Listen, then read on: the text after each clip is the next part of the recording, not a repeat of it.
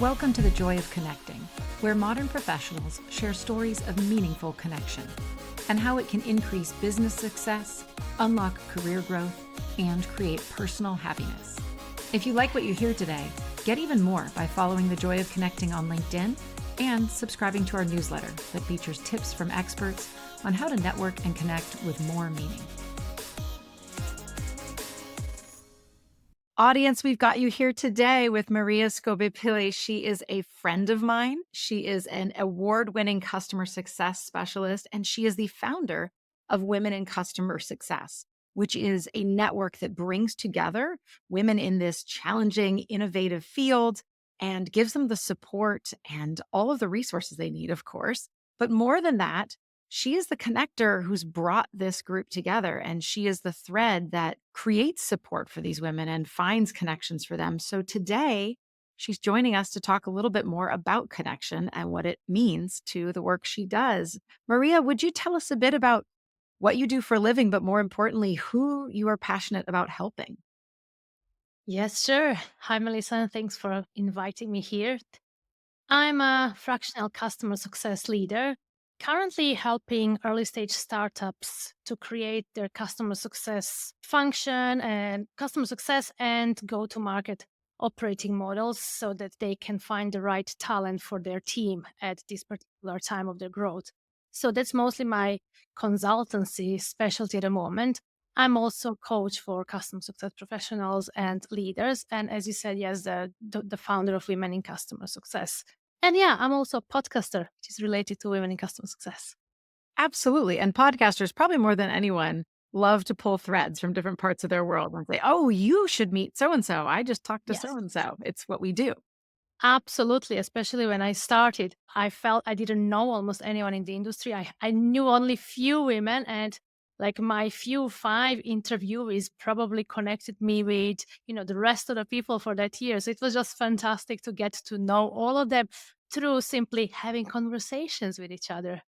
Yeah, I actually want to pull that thread a little bit because you're absolutely right. Sometimes one of the best ways to start building a network is to actually host a show, or let's say more generally produce content of some sort where you can ask people to come and share their knowledge. Was that true for you when you first started the podcast? Oh my gosh, absolutely. And it is one of the results that were a bit unexpected for me. Mhm. I was simply on a mission, let me put women's voices out there, let me interview women so others can have them as role models, they can learn from them. And I really didn't even expect that I will actually have currently a network of, firstly, more than 130 women who were only guests on my show, who Mhm. then introduced me to so many other women. Now, not to even say the whole network, it's such larger, but I feel that I have 130 close mentors that I can get in touch with at any given point in time, which is really incredible. And just all of those conversations that I had with them, to me, feel more like mentoring session with each of those ladies. Yes, between the podcast sessions, the episodes where you really dove deep, and then the community where you're seeing questions and answering needs and making people feel this connection of support, you've built so many threads around this space. You came today on the podcast to share a story about connection. So we'd love to hear from you a story of a time where you saw connection, build a business or impact someone's career, or maybe just make them find their place in the world. What's the story that you'd like to share with the audience today? Firstly, personally, I never expected much from podcasting. And then most of my previous jobs offers since I started podcasting were an invitation for an interview. Like I wasn't even planning to leave my certain positions at that time, but because I have already built some connections and certain brand, people were inviting me for interviews for opportunities that, let's be honest, if you just put your CV out there in the world amongst like thousands of other applicants, I don't think I would get noticed simply because that's how the industry is. But I have given some opportunities, especially one very special leadership role that was really dear to my heart, probably much more larger and broader role than I was even ready at the moment. But I was given the opportunity to interview based on the connections that I formed at the events. Then again, I was invited to speak as now I was a podcaster and being seen like a leader in the industry, although that was in the early days. So there were just few connections that led me to get some really amazing career opportunities. And this is really a very, very personal story. But then I have seen few of remarkable stories within my network, especially 2 years ago when, again, seeing how women were commenting on the content, there was a clear need for mentoring. And then we created a mentorship cohort in which I had in the first cohort 300 mentors and 300 mentees, and I was matching them together. And it was such an amazing, almost exercise for me to match people who are in the similar geographical location, but still mentors should be few steps ahead than mentees. And I was just trying to put all of those puzzles together. And the feedback that I have got from so many of those pairs was just absolutely incredible. Even to this day, like 2 years after, some of them are saying, oh, we have formed such an amazing connection throughout our mentoring. Some of them continued mentoring even now, even if the program is long time over. So just seeing some of those amazing feedback from ladies taught me how we all need that connection, and just having the opportunities to spend few hours with another person a little bit ahead of you can literally change somebody's career. And that was a bit heartwarming for me, I need to say. It's magical. I mean, so many folks try to approach the idea of mentoring on their own individually, right? They go out and say, I need a mentor, and they start shopping around. But also to play that role as a community where you could look across everybody and kind of play matchmaker, right? Find the right fit for the right person. Yes, that's exactly how it felt. I remember it was such an admin work, but the admin work that almost like felt my heart. Like I was really content doing that and trying to play that matchmaker game. Yeah, it's really a wonderful experience. Oh, that's tremendous. Well, thinking about mentor mentee, you've got folks who are experienced and then you have folks who are earlier in their journey. I like to ask my guests, what's one piece of advice you would give someone earlier in their journey as they try to build the right connections, as they look for a mentor, as they try to build their network? What's a piece of advice? Look what you can give.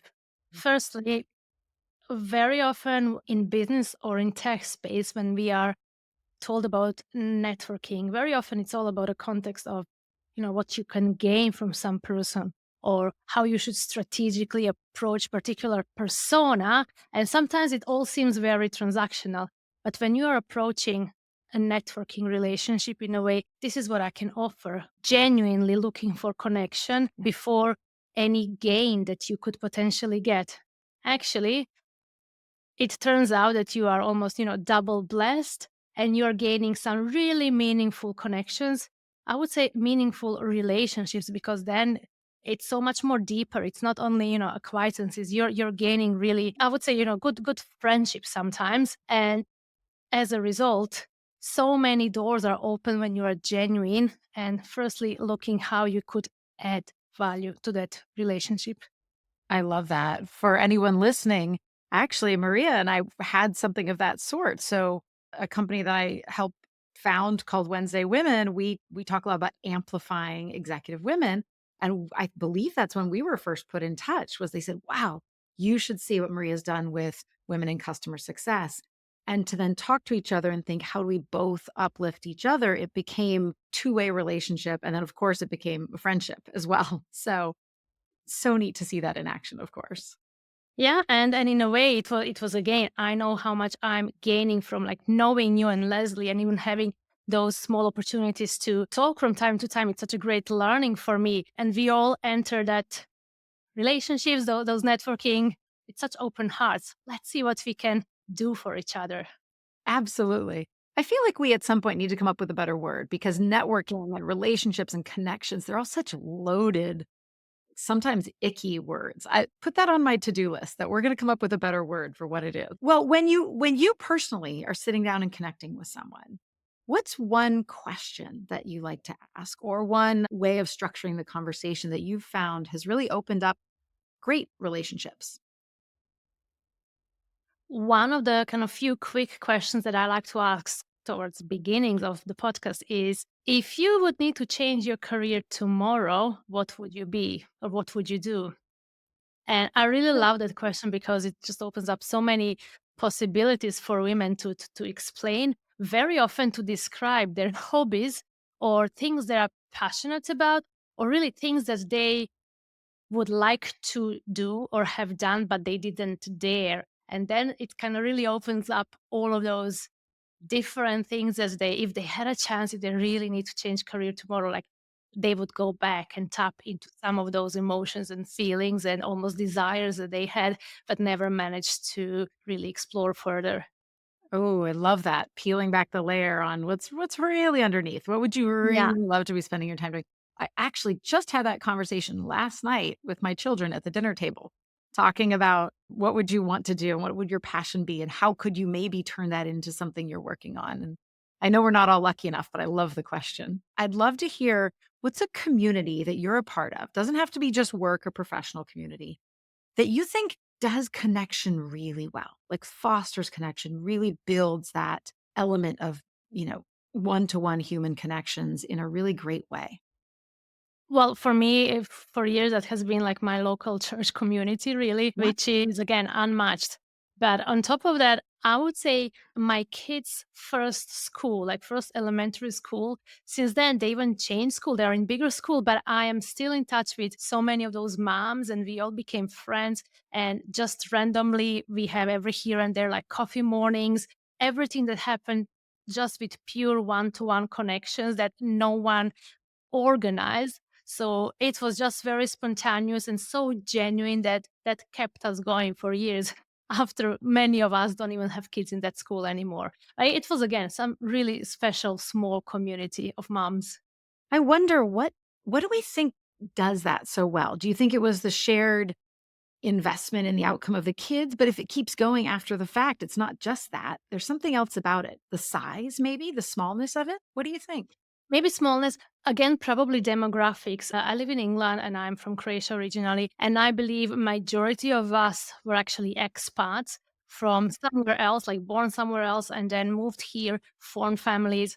Our children are bilingual. So there's so many different layers of connection. And maybe that also helped all of us feel as we really belong in a coherent group of all of us who are so similar in a way. It's well said. The more I look at one-to-one connection and how to foster one-to-one connections, and we really see that the first layer of making that happen well is having a community connection. So having those already established similarities that align you with someone make it so much easier to then fall into the one-to-one relationship.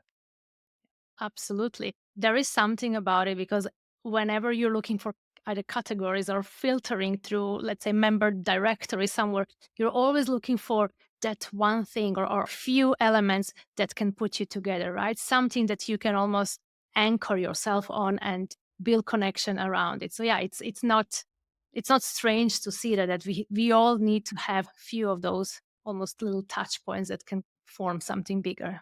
Absolutely. Well, speaking of the anchors, one of them that you and I share, we often bond over is having the kids. So you need to get back to dinner time. I'm telling the whole audience that because that is the real life that we lead as power women in business, also with kids at home. I'm so grateful for your time today. Thank you for sharing your story. Thanks, Melissa, for having me. Thanks for tuning in.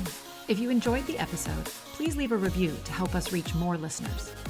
Have a story of your own to share or know someone who should be on the show? Visit www.joyofconnect.ing and let us know. Now go send a short message to someone you've been meaning to connect with. You never know where it might lead.